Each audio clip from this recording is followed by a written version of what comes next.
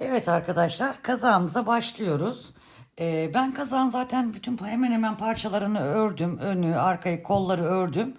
Size zaten şimdi modeli göstereceğim. Modeli nasıl yapıldığını küçük bir örnekle başlayacağım. Şeyde bıraktım. Yaka kesimlerinde bıraktım. Hem ön hem arka. Yakayı nasıl keseceğiz? Birlikte keseceğiz. Kol uzunluğunu da ben de bu iki parçayı birleştirdikten sonra ayarlayacağım. Onun için kolları da ördüm ama uzunluk olarak tamamen bitirmedim. Şimdi arkadaşlar önce ipimi anlatmak istiyorum. İpim şu şekilde simli bir ip. Şöyle lastiğini de çıkaralım. Bakın şöyle 2 kat ince moher ve 1 kat simden oluşuyor. Şöyle gözüküyordur inşallah simi de. 3 kat. İpim Instagram sayfası Tansel Gün Evi'nden kilo işi olarak alıyorum arkadaşlar.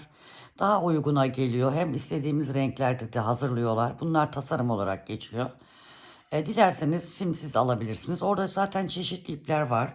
Ona göre siz ne istiyorsanız size ayarlıyorlar ipleri. Benim bu ton hoşuma gittiği için bu ton başladım. Şimdi arkadaşlar bu kazağımızın önü şiş olarak 5,5 numara şiş kullandım ben. Ama şimdi 5,5 numaralı şişim burada takılı, diğer şişimde daha paketinden açmamış şişim var. Onu da açmak istemedim. Nasıl örnek göstereceğim diye. 5 numaralı şişle size model kurulumunu göstereceğim. Modelimiz 11 ilmek ve katlarından oluşuyor. Kenarlara da başa ve sona birer ilmek ekliyoruz. Yani kaç ilmek başlayacaksak artı 2 ilmek ekliyoruz. Biri başta ve biri bir sonda olmak üzere. Şimdi bu iple örmeyebilirsiniz. Herhangi başka iple örebilirsiniz. Daha ince iple örebilirsiniz. Daha kalın iple örebilirsiniz. Ne yapıyoruz? Ben her zaman söylüyorum. 20 ilmek şişimize atıyoruz. Hangi kalınlıkta şişle örmek istiyorsak ipimizle, öreceğimiz ipimizle. Onu biraz örüyoruz. Santimliyoruz. 10 santime kaç ilmek geliyor? Sonra sizin bedeniniz kaç santim? Diyelim ki 60 santim. Burada 10 ilmeğe kaç tane geliyorsa onu 10 santime kaç ilmek denk geliyorsa 60 santime denk gelecek şekilde bunu 6 ile çarpacaksınız. Buradaki 10 santimdeki ilmek sayısını 6 ile çarpıp 60 santime denk getireceksiniz. 50 santimse 5 ile çarpacaksınız 10 santimdeki ilmek sayısını. O yüzden hani herkesin kaç santim başlayayım, kaç bedene kaç ilmek başlayayım gibi sorularınızın da bu şekilde cevabını vermiş olayım. Şimdi yorumlarda bakıyorum şu bedene kaç ilmek başlamalıyım. Tamam, soruyorsunuz da ipinizi bilmiyorum, şişenizi bilmiyorum, bedeninizin ölçüsünü bilmiyorum.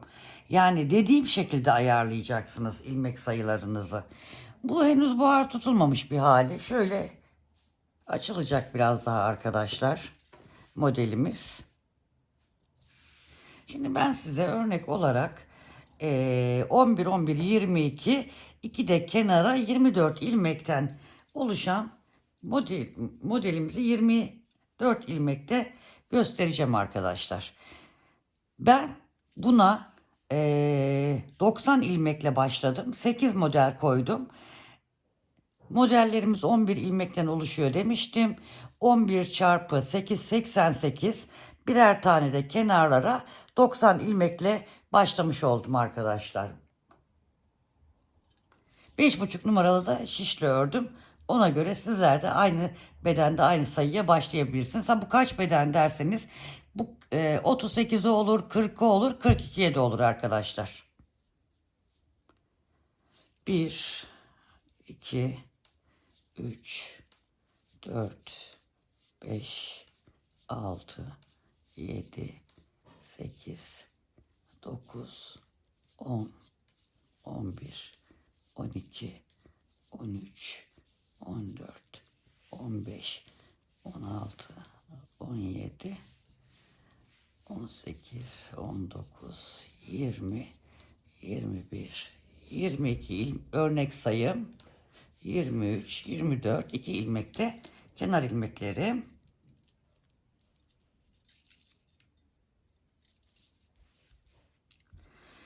Şimdi biraz daha yakınlaştırayım şöyle.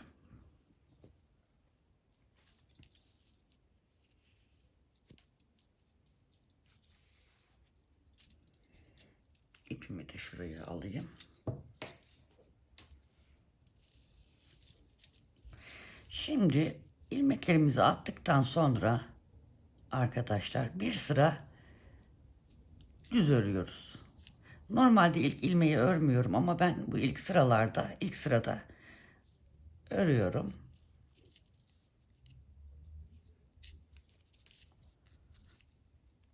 Bu şekilde bütün ilmeklerimizi. Burada ben 11 11 22 iki model kuracağım arkadaşlar. Artı 11 artı 11 artı 11. Evet, arkayı tamamen hepsini düz örgü olarak ön yüze geldik. Burası bizim ön yüzümüz arkadaşlar. Şimdi modelimizi kurmaya başlıyoruz. Bir kenar ilmeği örüyoruz. Bir tane düz örgü örüyoruz. Bir doluyoruz. Sonra 1 2 3 tane düz örüyoruz. 3 ilmeği, sıradaki 3 ilmeği bir alıp örüyoruz. Yani teke düşürüyoruz, 3 ilmeği kesiyoruz. Yine 1 2 3 tane düz örüyoruz. Şimdi 3 düzden sonra bir doluyoruz. 1 2 bir doluyoruz. Doluyoruz dediğim yerler artırıyoruz arkadaşlar. Sonra yine 1 2 3 tane düz örüyoruz. Sıradaki 3 ilmeği birlikte alarak örüyoruz. Sonra yine 1 2 3 tane düz örüyoruz. Bir tane doluyoruz. Bir düz örüyoruz ve sondaki kenar ilmeğimizi de düz örüyoruz.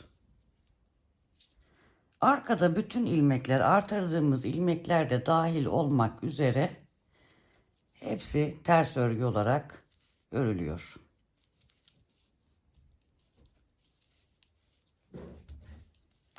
Bundan sonraki sıralarda arka sırayı göstermeyeceğim. Çünkü aynı bu şekilde ters örgü olarak devam edecek örgümüz boyunca.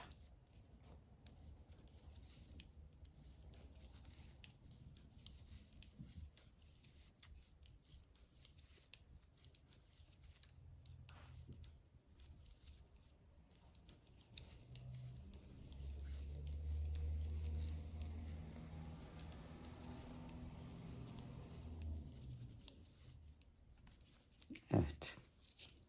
Şimdi tekrar modelimizin ikinci sırasındayız. Şimdi tekrar kenar ilmeğimizi örüyoruz. Bir tane düz örüyoruz. Artırma yerine geldik arkadaşlar. Bir tane daha düz örüyoruz. 3 düze çıkarttık. Artırma yani şuradayız. Şuradan da gösterebilirim daha net anlaşılsın diye. Şuradayız. Şöyle bunu kapatacağız arkadaşlar. Şimdi 3 tane düz ördükten sonra bir doluyoruz. Şurada 3 tane bakın kestiğimiz yer var. Bu ortadaki bu ilmek devamlı ortada kalacak.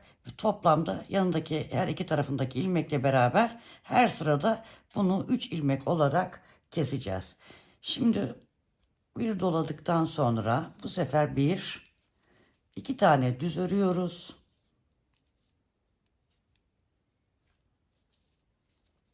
Ve sıradaki bakın 3 ilmeği kestiğimiz yer burası. Birkaç süre sonra zaten belli olacak o kestiğimiz yer. Yine üçünü bir örüyorum. Kesmiş oluyorum. Yanındaki 2 tane ilmeği düz örüyorum. Zaten artırma yaptığım yere geliyorum. Artırıyorum. 1 2, 3, 4 tane düz örüyorum.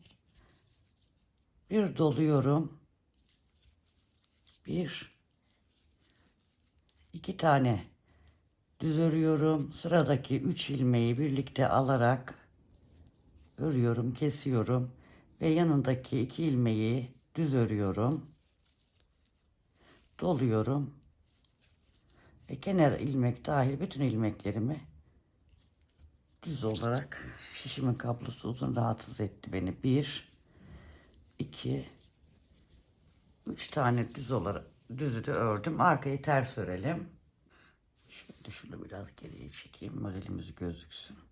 Evet, tekrar ön yüzdeyiz ve modelin 3. sırasındayız. Kenar ilmeğimizi örmeden alıyoruz.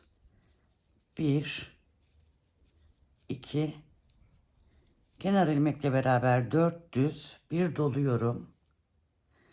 Bu defa bir tane düzüm, çünkü 3 taneyi keseceğim. Bir düz, 3 kez ve bir düz. Artırıyorum. Kenarda bir, ortadaki bütün ilmekleri düz örüyorum.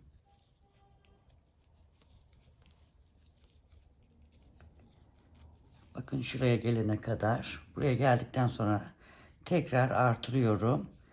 Bir düz örüyorum ve 3 ilmeği birlikte alarak kesiyorum.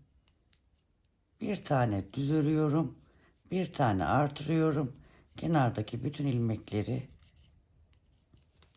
sonuna kadar düz örüyorum. Arkayı ters örüyorum. Evet. Modelimizi şimdi 1, 2, 3 model 3. sırasını yaptık. Şimdi 4. ve son sırasını modelimizin kuruyoruz. Bundan sonraki sıralar hep tekrarı olacak. Şimdi kenar ilmeği, sonra 1, 2, 3, 4 tane düz, bir tane doluyorum. Bakın bu ortada 3 tane ilmeğimiz kaldı artık. Doladıktan sonra 3 ilmeği birlikte alarak örüyorum. Ve tekrar doluyorum, artırıyorum yani. Sonra 1, 2, 3, 4, 5, 6, 7 ve 8. ilmeğimizi ördükten sonra tekrar artırıyoruz ve sıradaki 3 tane ilmeğimizi birlikte alarak kesiyoruz ve bir tane doluyoruz. Geri kalan bütün ilmeklerimizi düz ilmek olarak örüyoruz. Arkayı ters olarak örelim. Evet, modelimizi kurduk arkadaşlar. Bundan sonraki sıralar şu ilk başladığımız sıranın aynısı. Ama ben tekrar ilk kuruluşu size göstereceğim. Ne yapmıştık arkadaşlar? Bir kenar ilmeği almıştık. Bir tane düz örmüştük. Bir tane dolamıştık. Sonra 1, 2, 3 tane düz örmüştük. Sonra sıradaki 3 ilmeği birlikte alarak örmüştük. Yani kesmiştik. Tekrar 1, 2, 3 tane düz ördükten sonra bir artırmıştık. 1, 2 düz örmüştük. Bir artırdık. Sıradaki 1, 2, 3 tane ilmeği düz ördük. Şu sıradaki 3 ilmeği, şişimizdeki 3 ilmeği birlikte alarak örüyoruz. Sonra 1, 2, 3 tane düz örüyoruz. Bir tane doluyoruz ve bir kenar ilmeğiyle 2 tane düz ilmek örüyoruz.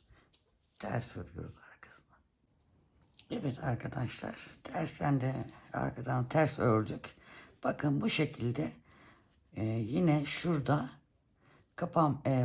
şurası gibi ajurlarla gelecek, kapanacak.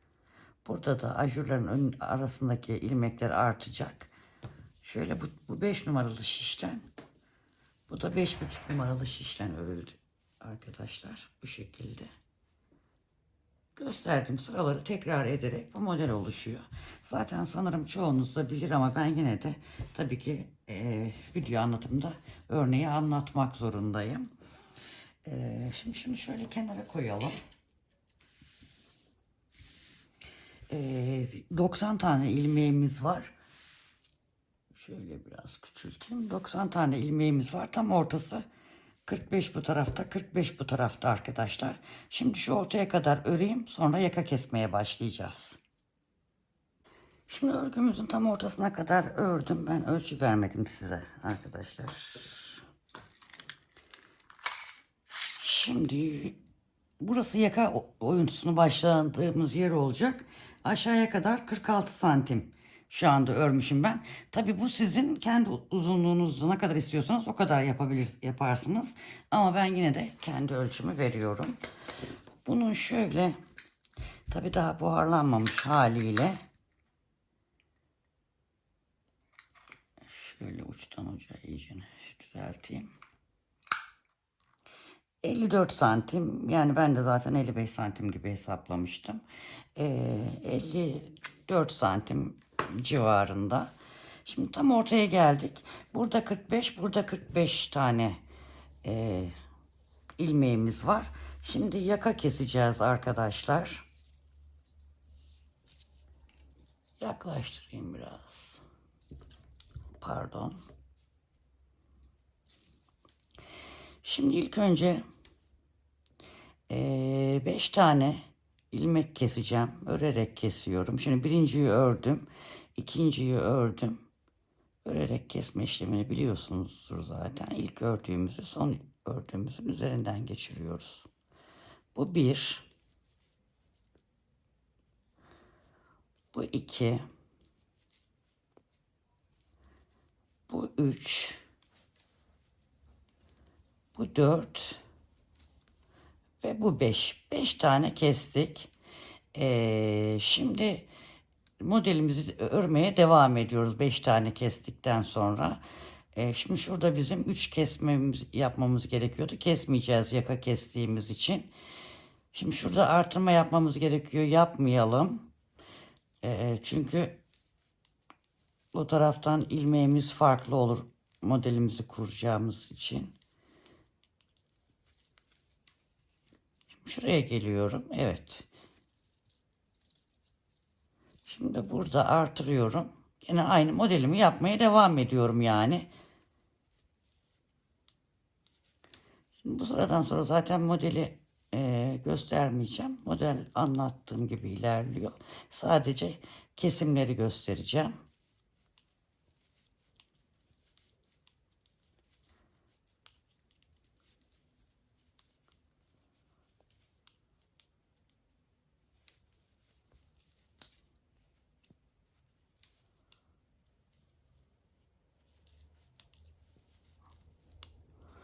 Çünkü gösterdiğimde çok fazla uzuyor video.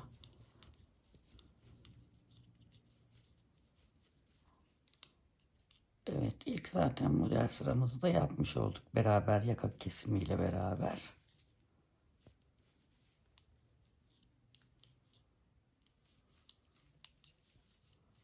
Arka sırayı da ters olarak gelelim. Örelim. Tekrar yaka kesim yerine gelelim. Şimdi bu yaka kesimlerini yaparken düzgün olması için son ilmeğe geldik ya arkadaşlar. Onu örmüyoruz arkadaşlar. Şişimizi alıyoruz. Şişimizi böyle arkasından geçiriyoruz örmeden. Tekrar aynı ilmeği şişimize geçiriyoruz. Bunu örüyoruz. Örmediğimizi üstünden geçiriyoruz. Birinciyi kestik. İkinciyi kestik. Üçüncüyü kestik. Ve dördüncüyü kestik. Modelimizi oluşturuyoruz.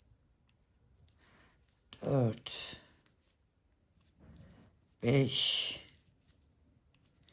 6, 7, 8 tane bu sırada kestim. Örmeye devam ediyorum. Modelimi uygulamaya. Şuradan hemen modelim için bakayım. Şurada bir artırmamız var. 1, 2. Bu modelimizi kuralım. Arkayı da ters örelim. Kesme yerine gelelim. Yine arkayı ters örerek geldik. Buradaki son ilmeği örmüyoruz. Önde yaptığımız gibi. Tekrar döndürüyoruz arkadaşlar.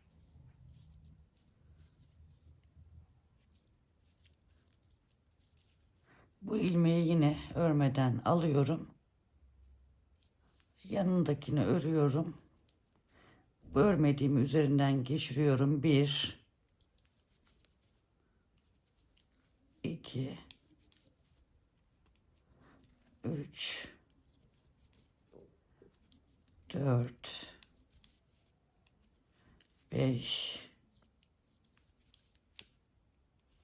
6, 7, 8 ve burada da 9 tane keserek 17 tane kesmiş oluyorum arkadaşlar. Şimdi hiç kesmeden şuradaki bu 16. şu 15. modelimiz, şu da 16. modelimizi tamamlayacağız ve dümdüz keseceğiz. Diğer tarafa da aynısını uygulayacağız. Bitmişini tekrar size göstereceğim. Evet arkadaşlar, arka parçayı da bitirmiş olduk böylece. Şimdi bu arka parçayı böyle koyalım. Şu ön parçayı alalım. Her ikisinin ön yüzü iç tarafta kalacak şekilde şöyle koyacağız. Omuzlarımızı dikeceğiz. Sonra yakayı öreceğiz. Omuzları da dikmek için hemen şöyle şuradan bir miktar ipimizi alalım.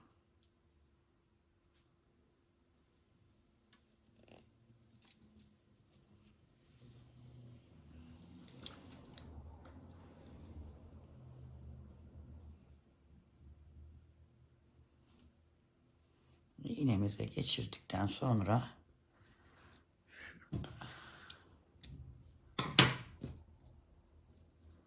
şöyle her iki omuzu aynı şekilde bakın şöyle denk getirerek ayarlayacağız. Şurada iğnem var mı benim, bakayım. Evet. Şurayı şöyle tutturalım. Şurada şöyle.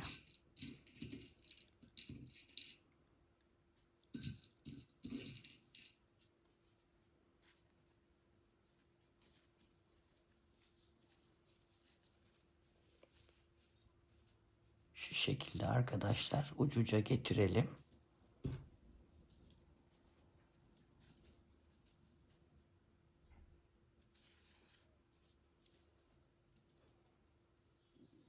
Şunu şuradan tutalım, sonra saklayacağız.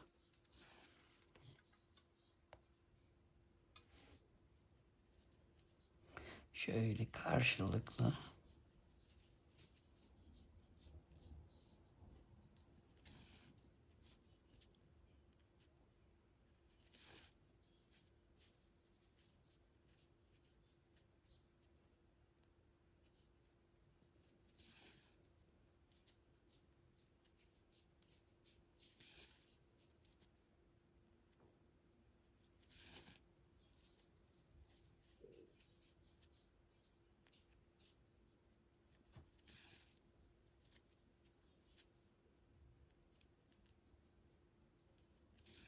Bu şekilde dikiyoruz arkadaşlar.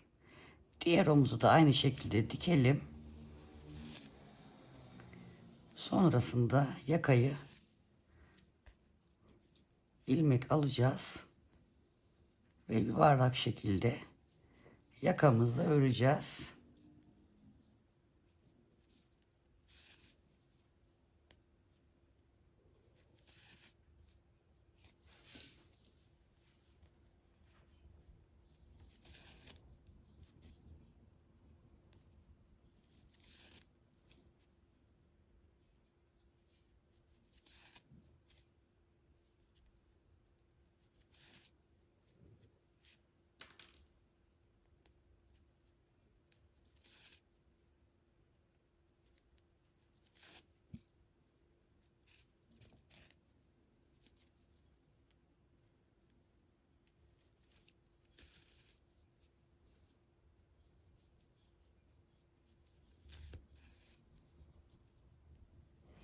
bitirişini de şu şekilde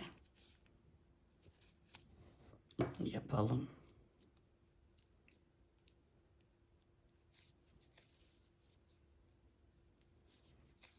Şöyle ipimizi biraz yürütelim.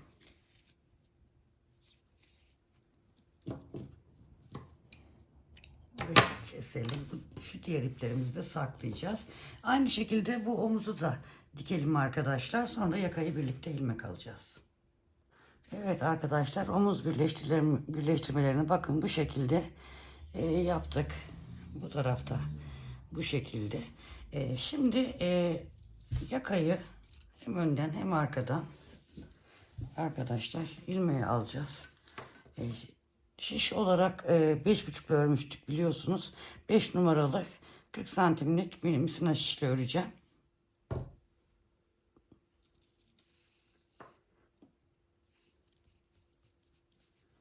Sizin bu kadar uzunluğunda kısa şişiniz yoksa uzun şişle de örebilirsiniz. Ben daha önceki videolarda göstermiştim. Uzun şişle de nasıl yapılacağını. Aslında ben de sevmiyorum, bu kısa şişlerle örmek bana zor geliyor ama bu sefer böyle öreyim dedim. Şimdi buraya yakınlaştıralım. Şimdi burası bizim tam ortamız. Her iki tarafta da bu ipleri özellikle kopartmadım görelim diye. Şimdi burası da arka yakanın ortası. Burası da ön yakanın ortası. Buraya ne kadar ilmek aldıysak buradan bu tarafa da aynı ilmeği alacağız. Arkada bu tarafa ne kadar ilmek aldıysak diğer tarafa da aynı sayıda ilmek alacağız ki eşit olsun arkadaşlar. Şimdi şuradan hatta tığımızın yardımıyla alalım ilk şuradan ilmeğimizi. Şu tam omuzun üstünden alalım.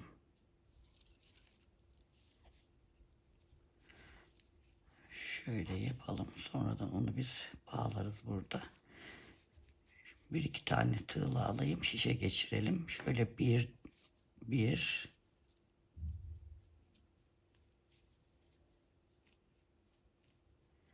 Şuradan gidelim arkadaşlar. 2. Bir tane atlayalım. 3 yapalım. 3. Bir tane atlayalım. 4.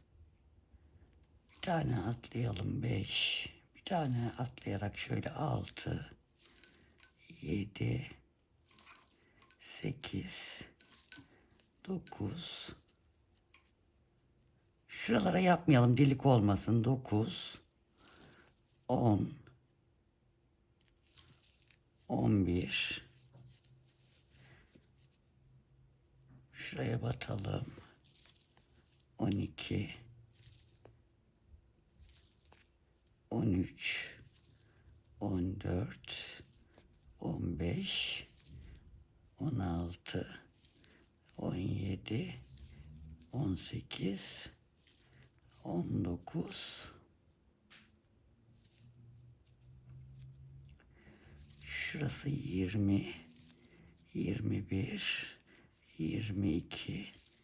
23. 23.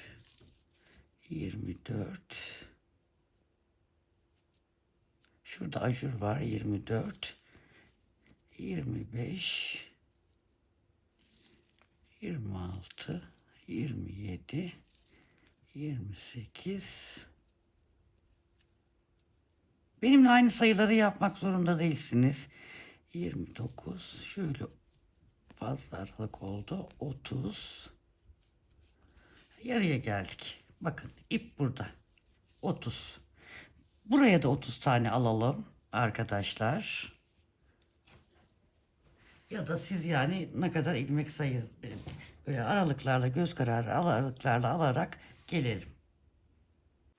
Evet, ön yakayı aldık. 30 bu tarafa yaptım.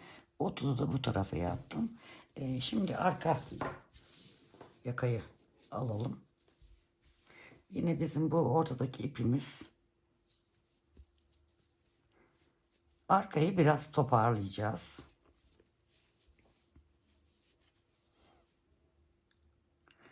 Şimdi arka 1 2 3 4 5 6 7 8 9 10 11 12 13 14 15 16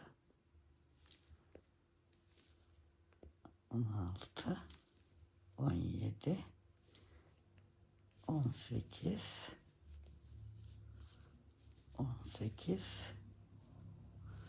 19 20 21 şu tam ortaya 22 tane yaptık. Şimdi diğer tarafa da 22 tane yapacağız. Yani ön 60, arka 22 44 ilmek olacak arkadaşlar. Benimki o şekilde. Siz de aynı sayıları ayarlayabilirsiniz. Benim gibi böyle şurada işaretleyicileri, ipleri işaret baz alın kendinize. Şimdi diğer tarafa da 22 ilmeği alalım.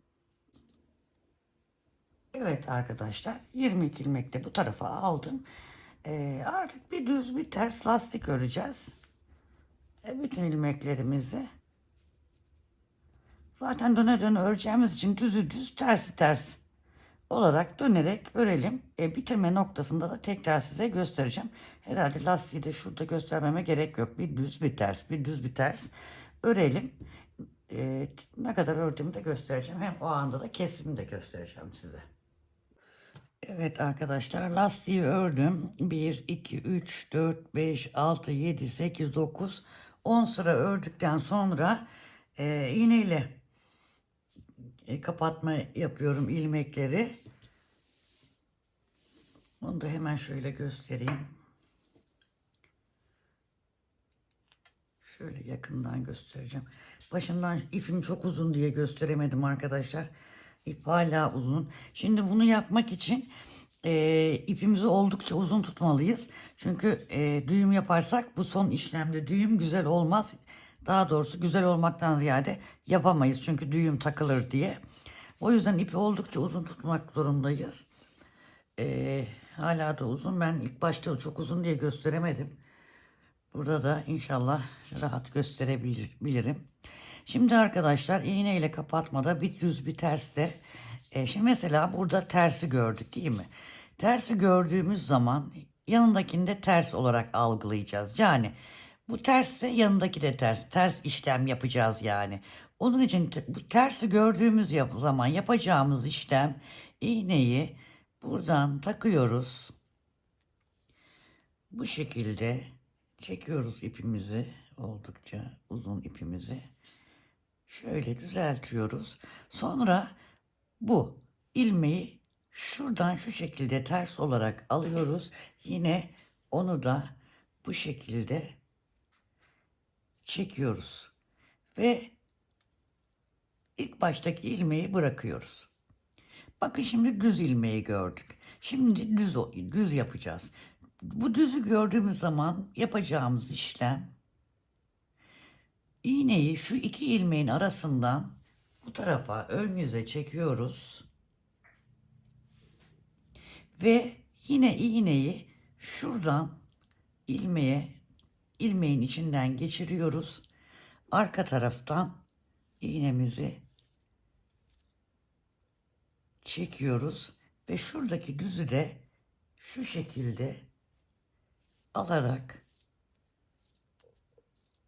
çekiyoruz ve bu ilmeği de bırakıyoruz. Şimdi yine göstereceğim. Burada şimdi tersi gördük. Ne yapıyorduk? Tersi görünce buna değil, hemen yanındakine şuradan iğnemizi geçiriyoruz. İpimizi çekiyoruz. Sonra yanındaki ilmeğe, baştaki ilmeğe, yani onu da şuradan geçiriyoruz.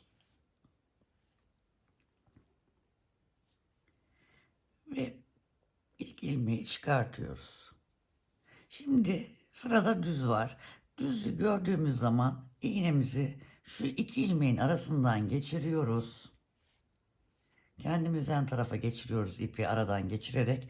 Sonra bu ilmeği ikinci ilmeğin içinden geçirip arka taraftan çekiyoruz. Sonra buradaki ilmeği kendimizden arka tarafa doğru batırıp yine çekiyoruz. Ve bunu çıkarıyoruz. Şimdi tersi gördük. Bu şekilde yapıyoruz. Sonra yanındakini çekiyoruz ve bir tane ilmeği bırakıyoruz. Şimdi sıra düzde. Düzde ne yapıyorduk? Şu iki ilmeğin arasından geçiriyoruz. Kendimize doğru. Ve şu ilmeğin içinden batıp arka taraftan çıkartıyoruz. Sonra da bu ilmeğin içinden şu şekilde batırıyoruz. Geçiriyoruz ve bunu da bırakıyoruz. Şimdi tersi gördük. Bu şekilde arkadaşlar birkaç kere izlerseniz oynatma hızını düşürürseniz daha rahat yapabilirsiniz. Uygulamalı yaparsanız daha iyi anlarsınız. Hem yapıp hem videoyu durdurup yani şurada şunu yaptık, burada bunu yaptık diye durdura izleyip durdurun siz de yapın. İzleyip durdurun siz de yapın.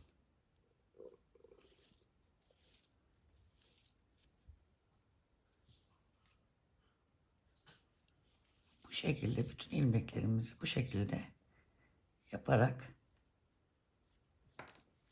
bakın bu şekilde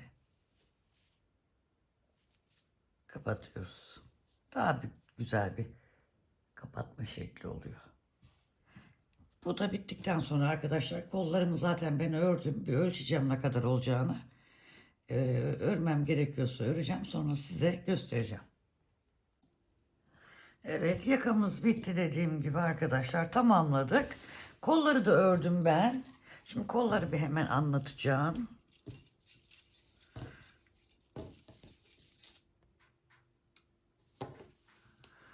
Kolları 57 ilmekle başladım arkadaşlar. 55 tane ilmek model için 2 tane ilmekte başta ve sonda kenar ilmek olarak başladım.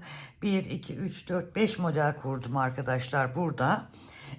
Kolların hem sağında hem solunda olmak üzere artışlar yaptım. Artışları da her model bitiminde bir artış.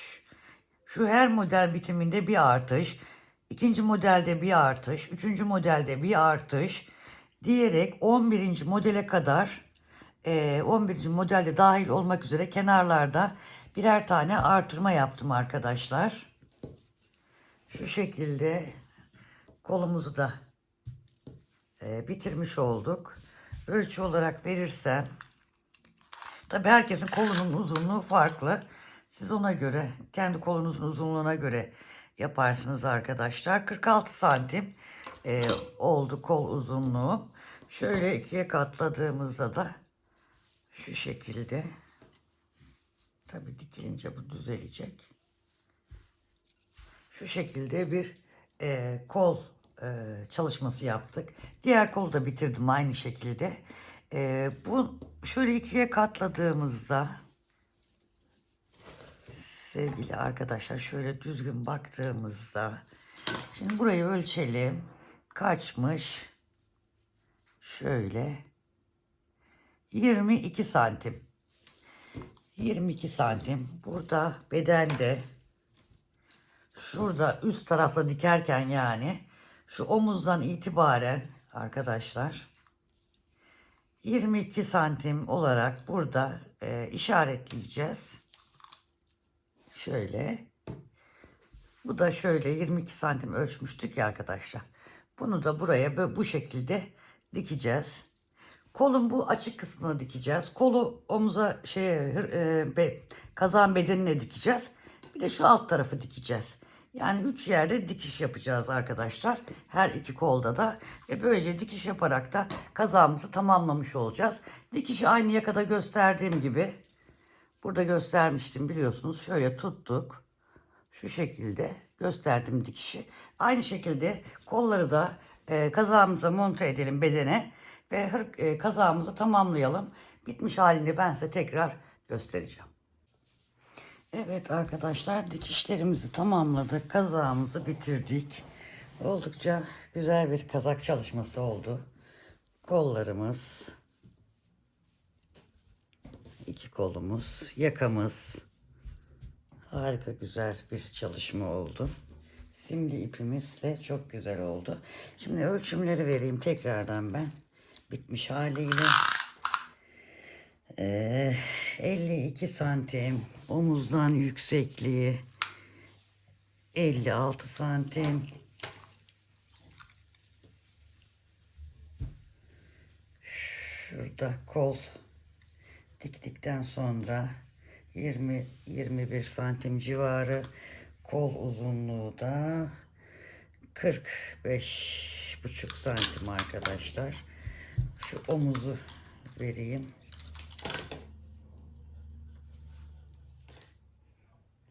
Omuzumuz da 15 santim. Çok güzel oldu arkadaşlar. Burada rengi de güzel yansıtıyor muyum bilemiyorum. Şöyle biraz yakınlaştırayım. Simli iple ördük. İpimiz çok güzel. Dediğim gibi Tansel Yün evinden aldık. Üzerime ya mankene giyerim ya kendim giyerim. Tekrar üstte de duruşunu gösteririm size arkadaşlar. Yapacak arkadaşlara şimdiden kolay gelsin diyorum. Bir sonraki videoda görüşmek üzere. Sevgiyle kalın. Hoşça kalın arkadaşlar.